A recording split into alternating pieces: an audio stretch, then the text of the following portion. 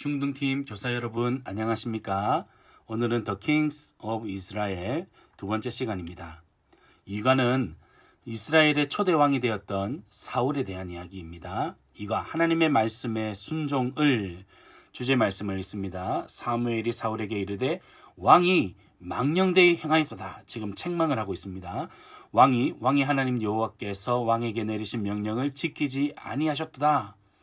그리하였더라면, 여기서 그리하였더라면은 만약 왕이 하나님의 말씀을 지켰더라면 이란 뜻입니다. 여호와께서 이스라엘 위에 왕의 나라를 영원히 세우셨을거늘 지금은 왕의 나라가 길지 못할 것이다 라고 책망을 받고 있습니다. 먼저 사울, 그는 누구인가? 먼저 여기서는 사울이 얼마나 하나님 앞에 택함 받기에 합당한 사람이었는가, 그가 처음에는 정말 훌륭한 사람이었다는 것을 먼저 강조해 주어야 합니다. 1번은 베냐민 지파 사람이죠. 베냐민은 이스라엘의 12지파 중에서 가장 작은 지파였습니다. 하지만 사울이 왕이 되면서 이 베냐민 지파가 금세 왕을 배출한 지파로 아주 승격하게 되죠. 두 번째는 용모가 준수했던 사람이었습니다. 그는 용모만 준수했을 뿐만 아니라 그의 마음에 부모님을 극진히 생각하는 효심이 가득한 사람이기도 했습니다. 3번, 강한 용사였습니다. 암몬과의 전투에서 사울은 용맹한 그 용사로서 암몬을 물리치게 되죠. 네 번째는 자비로운 지도자입니다.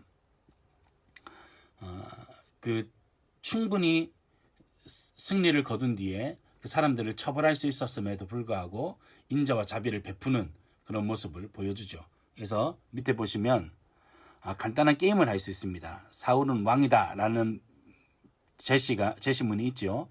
그 뒤에 사울은 이런 사람이다라는 것을 돌아가면서 이야기하면 됩니다. 막히면 지는 겁니다. 그래서 사울은 베냐민 사람, 부모를 극진히 생각했던 효자, 키가 크고 훈남이었다, 전쟁을 잘하는 용맹한 사람이었다, 자비를 베풀 줄 아는 사람이었다.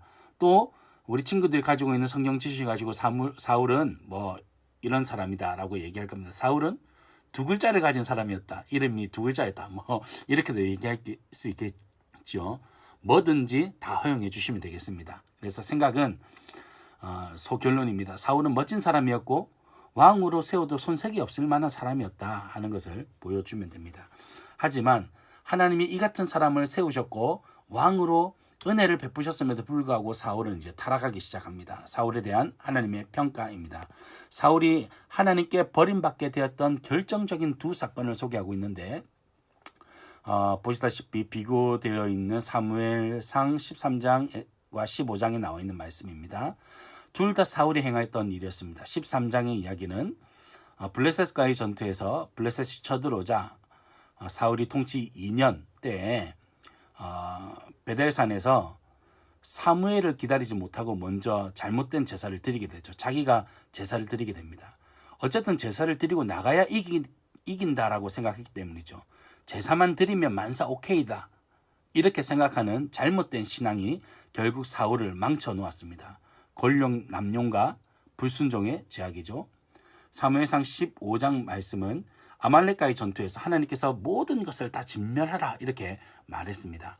하지만 이 아각을 살려줍니다.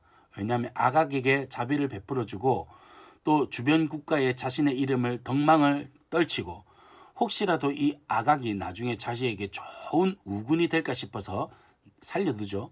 그리고 좋은 물품들을 취하게 됩니다. 다 진멸하여서 싹 쓸어 태우라고 말씀하셨는데 좋은 소, 양들은 취하게 되죠. 욕심이 사울을 망가뜨리게 만들었습니다. 불순종과 탐심과 욕망이죠. 내가 사울을 왕으로 세운 것을 후회하노니, 하나님은 후회가 없으시죠. 하나님의 지혜와 생각은 완벽하십니다. 이것을 가르쳐서 신인동형론이라고 이야기하는데 사울이 그만큼 하나님을 실망시켰다라는 것을 표현하기 위해서 이 사무엘상을 기록했던 저자는 하나님이 후회하셨다라는 의인법을 사용해서 인간이 이해할 수 있는 언어로 하나님의 실망을 이렇게 기록한 것입니다. 1번, 하나님은 제사를 드리는 것을 그 무엇보다 좋아하신다. 맞습니까?